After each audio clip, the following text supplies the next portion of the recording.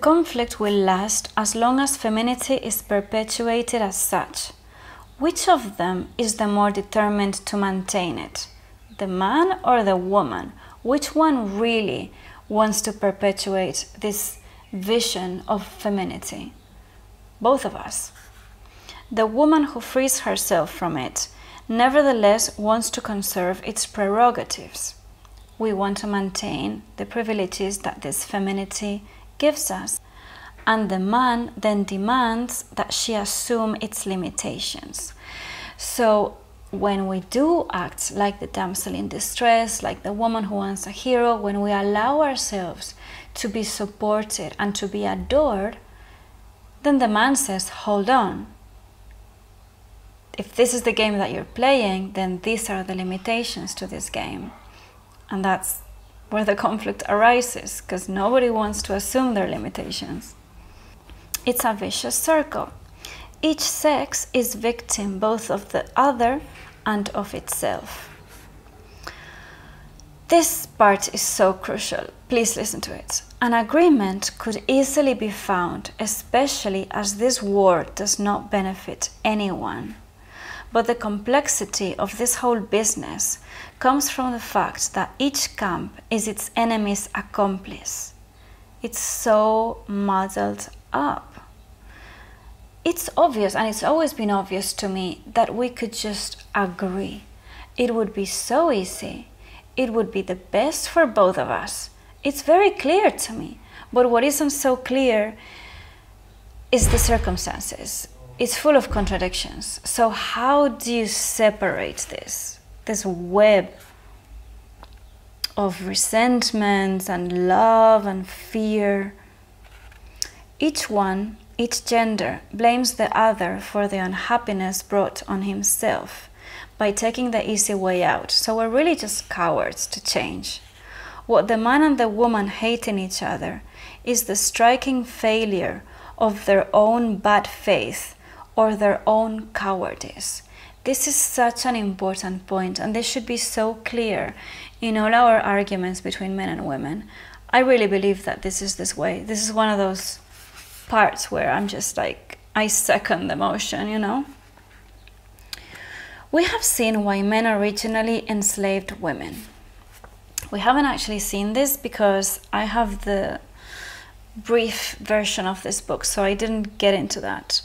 But anyway, apparently men originally enslaved women. I'm just going to take her word for it. And the devaluation of femininity was a necessary step in human development. But this step could have brought about a collaboration between the two sexes. It's a complicated dynamic because when enslavement happens, oppression is explained by the tendency of the existent to flee from himself by alienating himself in the other that he oppresses for that purpose. Basically, she's saying that every man looks for himself in the woman that he's with. And men are actually very dependent on their women. Man is consumed by the concern to appear male, important, superior. So this is when men are suffering too, because they also have a role that they have to live up to. He feels hostility for women because he's afraid of them. He's afraid of them because he's afraid of the character with whom he is assimilated. He's afraid of how he's going to be perceived. He would be liberated in their liberation, but that is exactly what he fears. And so he persists in the mystifications meant to maintain woman as it is. So let it be said and let it be clear that men would also be liberated if women were liberated. If both were liberated of their role, there would be liberation for everybody. Many men are conscious that women are mystified. They say what a curse it is to be a woman. But the worst thing is not to know that one is a woman, as in not to know what that implies. Attempts have been made to disguise this misfortune for a long time.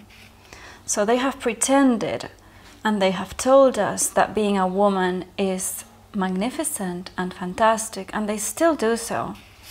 It's being sold to us continuously, just how amazing it is.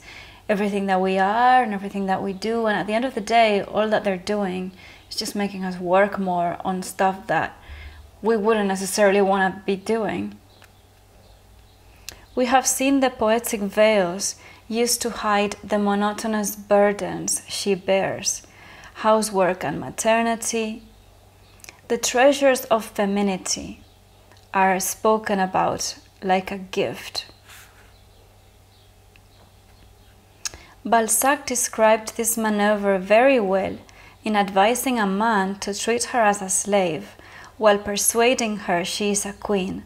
And I feel this comes very naturally to men, to treat you like a slave while telling you that you are a princess. Look at the actions rather than at the words. Look at what you're actually doing as a princess. Princesses don't have to do that shit. Many men endeavor to convince themselves that she is truly privileged. There are American sociologists seriously teaching today the theory of low-class gain. So it's just been selling, it's been sold to us all, to men and women, this idea that the inferior classes are better as a way to excuse their behavior towards them. The advantages of the lower castes. In France, it's always been proclaimed that workers are so lucky because they don't have to dress up to go to work. The woman enjoys this incomparable privilege, irresponsibility. And she does arguably enjoy that, because the great thing about being a slave, and that's very obvious in master and slave dynamics, is that you lose yourself, you don't have any responsibility, you can just be led, and that's very freeing, and that's why people do the whole master and slave thing. The woman is supposed to be without difficulties, without responsibility, without cares. She obviously has the best part. This paragraph is really funny. The people who have the best parts always shout to their benefactors, "It's too much, I'll settle for yours." But the magnanimous capitalist, the generous colonialists, the superb males persist. Keep the best part, keep it. The fact is that men encounter more complicity in their woman companions than the oppressor usually finds in the oppressed. And this is the whole theme, that we are the accomplices of the man. In bad faith, they use it as a pretext to declare that the woman wanted the destiny that they imposed on her because she's so good at her job. Her whole education conspires to bar her from paths of revolt and adventure. This has changed. I mean, this is the 40s. Of course these things have changed. I know that. But we can still see a lot in these arguments.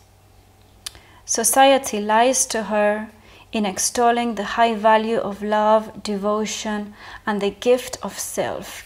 And, excuse me, but this is still happening, actually, because look at Instagram. I mean, the cult of the self, the narcissism that being a woman means, is as prevalent as ever. I mean, it's everywhere.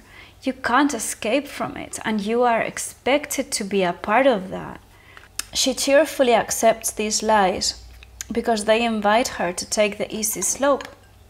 Who doesn't want to be a queen cared for? She is spoiled, she is corrupted by the fact that this resignation is meant to be her vocation. If one encourages a child to be lazy by entertaining him all day, without giving him the occasion to develop himself, without showing him the value of other things other than this cult of the self, then he will never get anywhere. He is incapable and arrogant and ignorant by the time that he reaches the age where he's supposed to do something with his life. So the woman lets herself be fascinated by the hope of being able to realize her being without doing anything. She is wrong to yield to this temptation, but the man is also wrong to reproach her, since it is himself who tempted her. When a conflict breaks out between them, each one will blame the other for the situation. And that's the whole problem. We are told to be this way, we are raised to be this way. Even if we're not told anymore to be this way, the examples that we're seeing are still obviously, like in movies, models are role models as a definition. And the kind of behaviors and looks that we're seeing from women, they speak a lot more than words. So those things have to really be explained properly.